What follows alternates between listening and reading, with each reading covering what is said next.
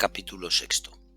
En la comisaría de la Puerta del Carmen, donde acudía a trabajar cada día el inspector Raúl, comenzó la mañana del lunes con una reunión en la que varios compañeros que estaban trabajando en la investigación de la desaparición de los pequeños se reunieron en su despacho. El café de máquina en la mesa en torno a la que se sentaban aportaba un aroma a la sala que era una mezcla de sueño de lunes e incluso se podría decir que de pequeña satisfacción para engañarse con la sensación de que el fin de semana volvería pronto. Juan, ¿alguna pista real? ¿Testigos? ¿Cámaras de seguridad? ¿Algo que nos permita ver la luz?, preguntó el inspector, que cumplía a la perfección con su papel aprendido con los años de profesión de director de escena. Tras permitir los saludos habituales y tras dejar todos aparcados papeles que en su conjunto trataban de emular informes que fueran el resumen de un trabajo efectuado. Nada,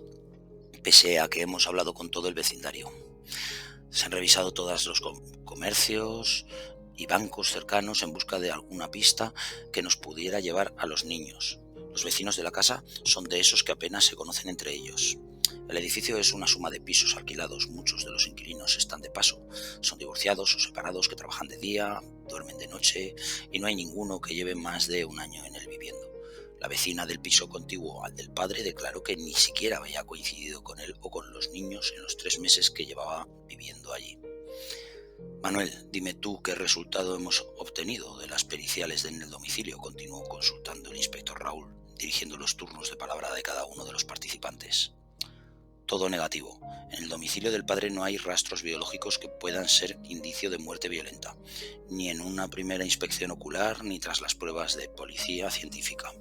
Solo se consiguió un pequeño rastro de sangre que se localizó en el baño y que se está analizando en el laboratorio por si nos pudiera confirmar que la sangre es de uno de los pequeños y que se hubiera podido producir algún hecho relevante que tenga relación con la desaparición de los niños. Podría ser lo único que quedara en la escena si el padre la limpió antes de su llamada y que nos personáramos en su domicilio, pero con el estado de desorden que presentaba la casa, o el tío es un fiera y limpió y desordenó todo antes de que llegáramos, o no había limpiado en varios días la casa. La sangre bien podría ser de alguna herida que se hiciera a alguno de los niños, pero bien presentada al juez como prueba nos podría llevar a justificar la imputación. ¿Cuál es el operativo que tenemos en este momento en marcha, capitán Pérez?, consultó el inspector cambiando con la vista el orden de los participantes invitados a hablar esa mañana. Tenemos a la unidad canina del REU centrada en parques y en descampados cercanos al domicilio, acompañadas por voluntarios del barrio que conocen la zona. La unidad de bomberos está rastreando el curso del río Huerva y del canal Imperial de Zaragoza para descartar que los niños hayan caído al agua o que hubiesen acabado allí. Dame buenas noticias, Felipe. Al menos dime que tenemos algo, pidió el inspector al consultar al último asistente que en la sala había escuchado en silencio atentamente. Las declaraciones del padre, como sabes, son escasas, prácticamente nulas, y son una triste repetición que cansa. Está encerrado en que los niños desaparecieron y que no saben qué ha podido pasar. Me resulta sospechoso que sea una persona de tan pocas palabras, incluso comedido, con los movimientos de su cuerpo como si quisiera ocultar algo y controlar todo lo que hace y dice. Estamos pendientes de la reunión con el psicólogo de la unidad para que nos pueda dar un perfil del sospechoso y ya de paso saber si presenta algún tipo de enajenación que su abogada pueda usar en el juicio como eximente y nos tire todo el trabajo por tierra de recopilación de pruebas incriminatorias en caso de que no fueran localizados los menores. Eso, unido a las declaraciones de la exmujer y la familia de esta, dejan poco lugar a dudas. Hablan de un ser inhumano, visceral e incluso incapaz de controlar sus nervios, que no pega con lo que hemos visto de él, tranquilo y silencioso. Nos relató la madre de los niños cómo la vida de matrimonio con ese hombre fue imposible, porque primero pasó por una depresión y después, frente a una imagen pública de persona amable y abierta, en casa se mostraba agresivo con ella. Lo describió como un ser bipolar, como con repentinos cambios de humor. Nos contó cómo los niños, cuando el padre los iba a buscar, lloraban detrás de la puerta porque no querían ir con él, e incluso episodios de golpes y malos tratos físicos a los niños. No consta denuncia previa por dichos actos, pero bien podría ser un maltratador de manual, que genera miedo en el entorno familiar y todos por temor deciden mantenerse quietos para evitar males mayores.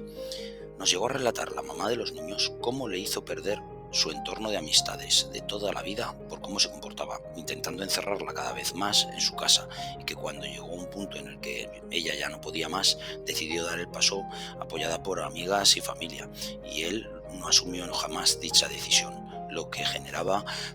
pues, las continuas discusiones entre pareja. Nos enseñó alguna grabación en la que gritaba como un energúmeno y ella decía que iba a recoger a los niños porque sabía que estaban en peligro. Como sabéis, con esos datos el juez de instrucción decidió la prisión preventiva para evitar la huida del sospechoso y la posible destrucción de pruebas. Por nuestra parte, hemos designado al teniente Gómez para que continúe la comunicación con el sospechoso, ya que presenta un perfil perfecto para tratar de conseguir un acercamiento y que se derrumbe para dar pistas fiables que nos permitan conocer el paradero de los niños. El inspector bajó la cabeza apoyando las manos sobre la mesa y fijando por un instante la vista en las vetas de la madera que hacían dibujos regulares en ocasiones e irregulares en otras como dibujo de la personalidad de esa mesa, pensando que era un mal comienzo para una investigación que estaba en boca de toda la ciudad por las circunstancias que rodeaban al caso. Y después de un instante efímero, pero teatral de silencio, dijo: «Compañeros, si esto fuera un libro no habría quien se lo leyera, porque lo que no puede ser es que unos niños desaparezcan de repente y no tengamos una sola prueba que presentar después de semana y pico. Sé que todos estéis trabajando como siempre, dando lo mejor de cada uno, pero necesitamos resultados y los necesitamos ya». A la misma hora en que finalizaba la reunión en la comisaría entre los policías de los que dependía la resolución del caso, concretando líneas de acción e investigación, Isabel abrió los ojos al día. Un día más para ella nuevamente.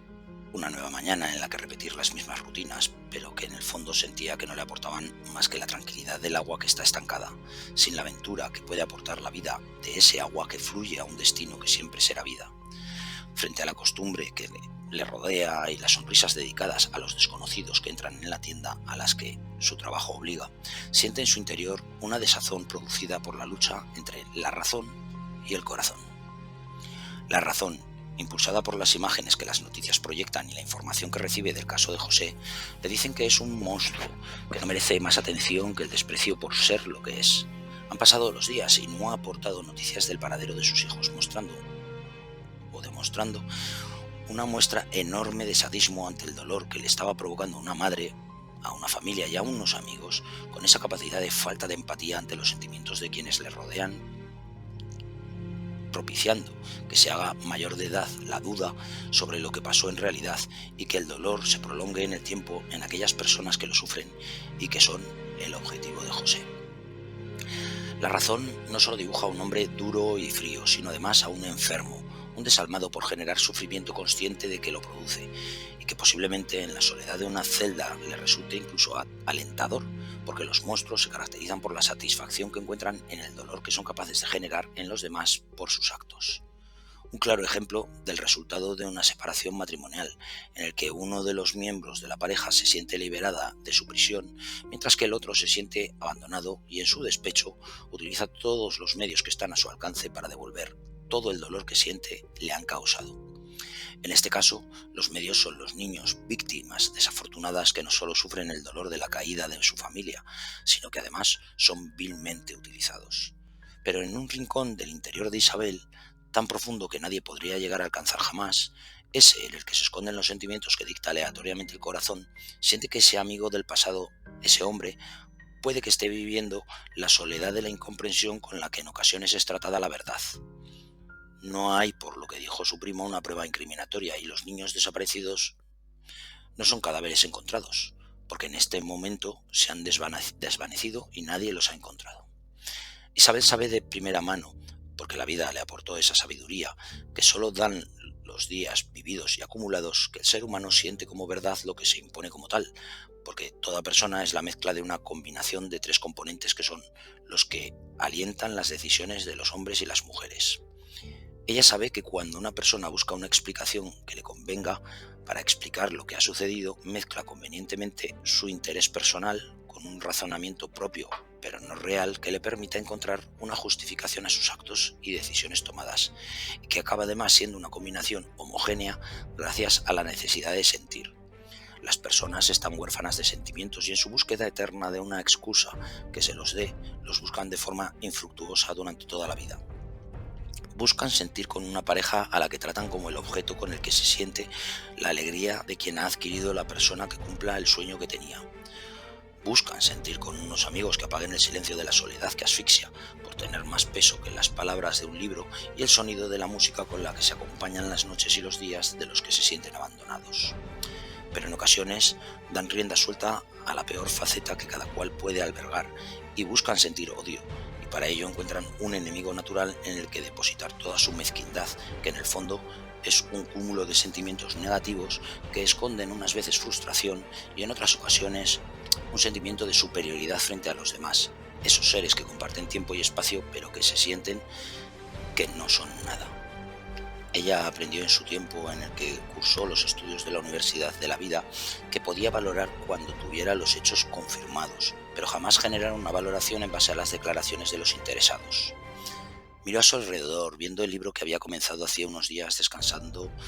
en la mesita del comedor, abandonado porque reclama atención a su vista, una televisión que aunque estuviera encendida no le decía nada y que solo era el sonido de fondo de una casa que solo ella ocupaba, unas paredes decoradas con cuadros que solemnes le recordaban a Italia, pero que con la costumbre de estar en el mismo lugar que ocupaban siempre no eran ya objeto de sus miradas, y en ese punto decidió llegar tan lejos como pudiera. En la tienda esa semana le comentó a su compañera Eva: ¿te apuntas a investigar el caso de los niños desaparecidos? Pero, ¿qué vamos a investigar nosotras? ¿Te crees que somos Sherlock Holmes y el Watson ese? Me imagino a esos policías altos, fuertes, guapos, que no encuentran nada y vamos a llegar nosotras y vamos a encontrar a los niños. A veces, Isabel, me dejas que no sé cómo tomarte con lo que dices, como si no dejaras de sorprenderme, aunque nos conozcamos desde hace tiempo. ¿No puedes dedicarte a perder el tiempo como hacemos todos? Yo estudié periodismo. Quiero ir un paso más allá, porque somos personas anónimas que pueden llegar a enterarse de más cosas que un policía con uniforme o de paisano con una placa, que impone más y al cual quizá pequeños detalles que resultan relevantes no le cuenten por parecer intrascendentes, quiso argumentar Isabel para resultar convincente. Mira, Isa, yo tengo cita el sábado con un tipo que me resulta muy interesante y que he conocido en Badu. Según cómo vaya la cosa te digo, dijo Eva, para tratar de evadirse de esa ocurrencia de Isabel que le parecía una verdadera locura. Llegó el domingo tras recorrer el espacio que le llevó a terminar con la semana. Ese día de comercios cerrados, Isabel se despertó a la hora habitual, después de haber coqueteado con el insomnio, como hacía todas las noches, y tras la ducha y el desayuno. Eligió ropa cómoda, de la que se usa cuando se sabe que el día va a ser largo, pero sin conocer cuánto. Despertó al coche que dormía en la plaza de garaje y, acompañada por la música de Los Héroes del Silencio con una voz de Enrique Bunbury que parecía que acabara de asomarse por la puerta de atrás del infierno del odio, fue a buscar a Eva a su casa, que le había mandado un WhatsApp para decirle que podía contar con ella a primera hora de la mañana, y juntas se dirigieron al domicilio de la madre de esos niños desaparecidos. En el trayecto, Eva le contó el motivo de haberle mandado ese mensaje de confirmación de que no tenía otra cosa mejor que hacer ese domingo, y como era de esperar, Isabel confirmó que fue porque los planes del sábado habían ido mal. Chica, el tipo estaba increíble, un cuerpo de dios griego, un figurín con un perfume de Dior que me llegaba por las narices y me mojaba hasta las bragas, con unos tatuajes tribales que le decoraban unos brazos que solo de mirarlos me derretían. Pero joder, qué feo y qué tonto cuando empezó a hablar. El gilipollas había metido tantos filtros en todas las fotos que no lo hubiera reconocido ni aunque fuera su madre. No esperaba que fuera un intelectual, porque para pasar un buen rato en hablar no estaba pensando precisamente, pero no me cuadró porque era tan convencional como ególatra, hablando de sus sesiones de gimnasio y sus músculos. Y cuando me invitó a tomar una copa a su casa y parecía que todo iba a ir bien, el tipo sacó un maletín con herramientas que parecían las de un policía antidisturbios y ahí se acabó todo. Para mí eso no va. Yo para mi casa me fui. ¿Qué tipo? ¿Cuánto tío se cree que es Grey? Que se vayan a pegarle hostias a su madre, pero a mí no, me pone de los nervios. Zaragoza es una foto fija que poco cambia y que permitía reconocer fácilmente la calle que en las noticias salía de forma continuada en los últimos días de las noticias. Recorría el coche de Isabel las calles sombreadas por las ramas frondosas de los árboles que nacen de los alcorques, que cada cierta distancia parecen ser una burla a la naturaleza, por ser pequeños espacios de tierra encerrada en una prisión de cemento, hormigón y asfalto. Una vez llegaron al lugar elegido para aparcar, un espacio en el que los coches descansaban en batería cerca de la casa de la madre de los niños, se dedicaron a pasear sin más, dejando que sus pasos fueran de esos que pesan porque no llevan a ningún lugar, pero sin dejar Isabel esa costumbre de examinar a las personas que decoraban la calle de domingo a esas horas mientras mantenían una conversación intrascendente. Yo sigo sin entender qué esperas descubrir. En las películas hay peligro, acción, tiros y tíos guapos, pero nosotras, por mucho periodismo que hayas estudiado, no creo que descubras mucho. Mi primo estudió Derecho y trabaja en un call center por 1.000 euros al mes, y si hubiera ejercido habría acabado todo el que hubiera caído en sus manos en la cárcel. El caso está claro, ya ves las noticias. Mujeres muertas a manos de los desgraciados de sus maridos, unos descerebrados que no entienden que las mujeres del siglo XXI somos libres, que hacemos lo que nos da la gana. Isabel seguía la conversación para mostrar interés por las palabras de su compañera de aventuras, que deseó acompañarla, pero tenía su mente fija en lo que quería encontrar. La verdad, fuera lo que fuera. Llegaron al portal de la casa de la madre de las criaturas, fácilmente reconocible por estar inundada con peluches, restos de velas encendidas por la noche por aquellas personas que requerían de vigilias para vivir en primera persona el dolor que sentían, que necesitaban expresar, palabras escritas en papeles que eran la representación de un llanto colectivo que llevaba entre el ruido del tráfico casi inexistente esa apacible mañana de domingo. Entraron en una panadería que estaba cercana, porque Eva era mejor compañía si comía cada cierto tiempo, y mientras esperaban su turno para comprar algo salado que les permitiera aguantar hasta que se rindieran de la espera, ambas agudizaron su oído para escuchar la conversación de las dos señoras mayores que tenían detrás. Pues seguimos sin noticias de los niños, y la madre, pues imagina, decía la mayor de las dos mujeres que conversaban, siendo ambas una colección completa de tiempo con una raya de pintura en los ojos que parecía haber sido trazada por un rotulador y una sombra de ojos azul celeste de tienda de productos de bajo precio. Lo que estarán pasando esa madre y sus abuelos que tanto los quieren. Mira, mira, la piel de gallina se me pone cuando lo pienso, con lo buena gente que es, tan de misa, tan cristianos, tan de su familia, concretó la segunda mujer, que parecía querer presentar sus palabras como si de una partida de naipes se tratara sin querer parecer perdedora. Pequeña como era, tenía un tono de voz agudo que le hacía parecer más de lo que era en caso de no haberla mirado. Ya me decían ellos que el padre estaba siempre loco, que menuda vida le daba a su hija, y que lo mejor que pudo hacer fue divorciarse, porque no la dejaba vivir en paz, con lo trabajadora que es la chica y lo cariñosa que es con los enfermos a los que cuida. Isabel y Eva seguían en silencio y concentradas en la conversación para captar todo mensaje que pudiera ser una pista, y por primera vez puede ser que en su vida a ninguna de las dos les importaba que los que les precedían en la fila fueran de esos que pedían de todo para hacer la espera interminable.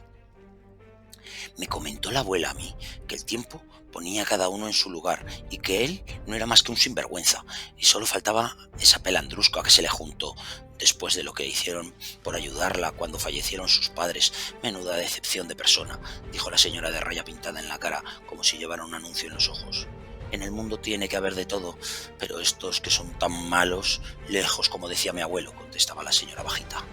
Yo les haría a la madre y a los abuelos un altar, porque con lo que tienen encima y qué entereza y tranquilidad muestran. Ella sigue con su trabajo, dedicando las noches a cuidar a los demás, perdiéndolas como las pierde para dar de comer a sus hijos, y los abuelos, que se dedican a los niños todos los días, dándoles de comer y cuidándolos, mientras su hija descansa. Si me dejaran a mí, al padre, iba a saber lo que es la justicia, pero la buena, no la de darle de comer con los impuestos de todos para que salga después como si nada.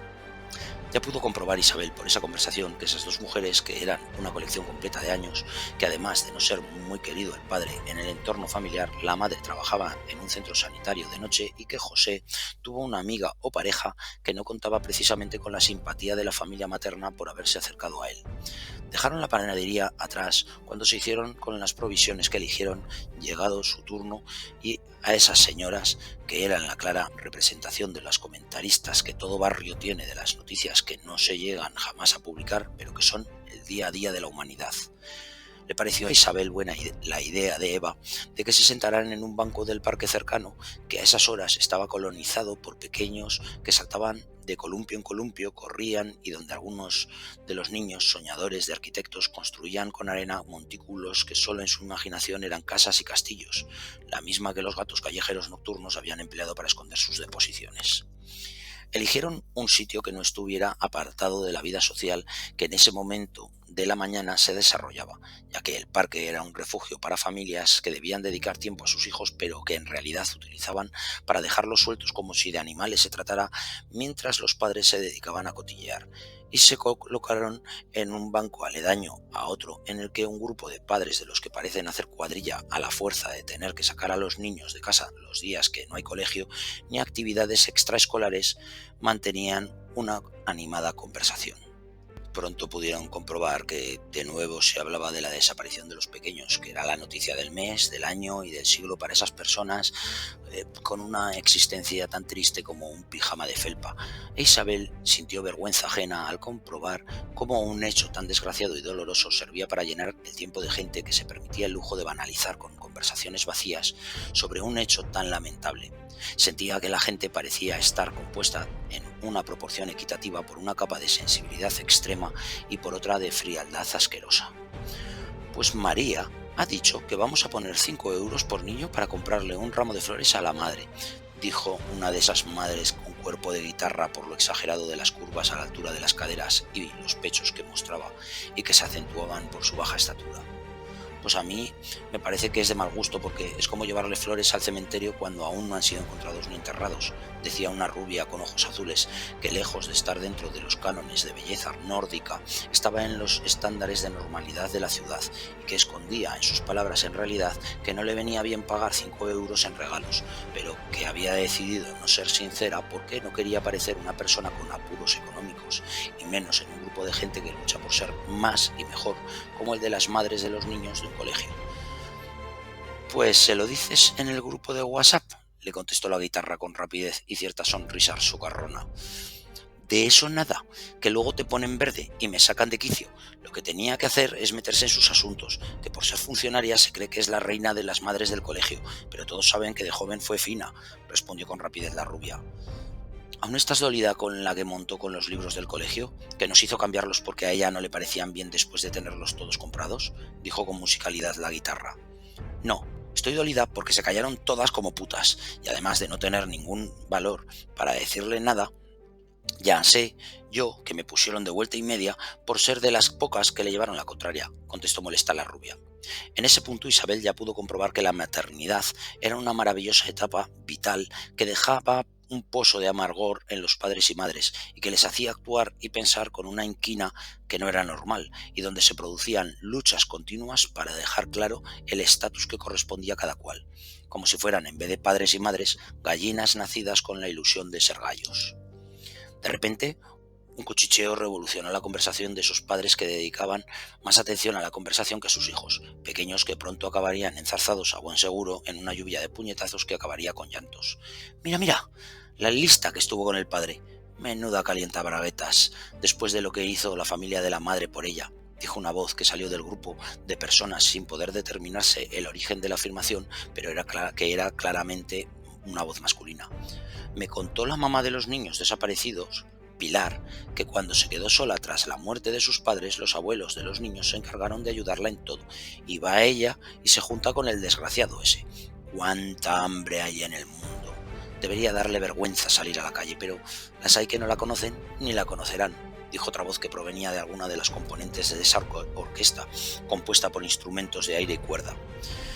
Isabel giró la cabeza discretamente y Eva lo hizo con un movimiento exagerado sin necesidad de disimular el destino de sus miradas, y pudieron comprobar que una figura que parecía un suspiro y debilidad por su delgadez recorría la calle que hacía de límite natural con el parque. Ambas amigas, que habían olvidado su labor de detectives para asumir la de cazadoras de cotilleos, se miraron y se levantaron a la vez del banco como si se hubieran leído la mente, con la determinación de dejar esas conversaciones de domingo en las que se practicaba el tiro con lengua para sacar el veneno de algunas personas que tenían en la boca, y destinaron sus pasos a seguir a esa figura dantesca que parecía más un alma en pena que se hubiera escapado del infierno que una mujer fatal de las que con sus formas y movimientos llamaran la atención de los hombres. Mujer escuálida, que no delgada, estaba completamente consumida, y no había ley natural que pudiera explicar el motivo de que semejante falta de masa corporal se pudiera mantener erguida. A Isabel le dio la sensación de que era ese tipo de personas que de pena y dolor mueren en vida, pese a un intento vano de presentar un corte de pelo radical que pareciera en algo a la moda del momento, o una camisa roquera y unos pantalones ajustados que eran una prisión de la osamenta de las piernas de la portadora de tal vestimenta. Isabel pensó en voz baja, hablando con sus pensamientos, que esa era una clara muestra de que hay personas que por mucho que traten de sonreír son pena y lágrimas, y que no engañan a nadie, porque igual que hay personas que huelen a sudor, este tipo de personas huelen a dolor. Sentía pena en el fondo, sin conocerla, porque veía a ese cadáver que andaba intentando parecer elegante y veía en ella al alma cuya vida es un devenir en un purgatorio donde se respiran las bocanadas de aire viciado que sube del infierno para recordarles que mientras hay quien vive sonrisas, ese alma comía lágrimas.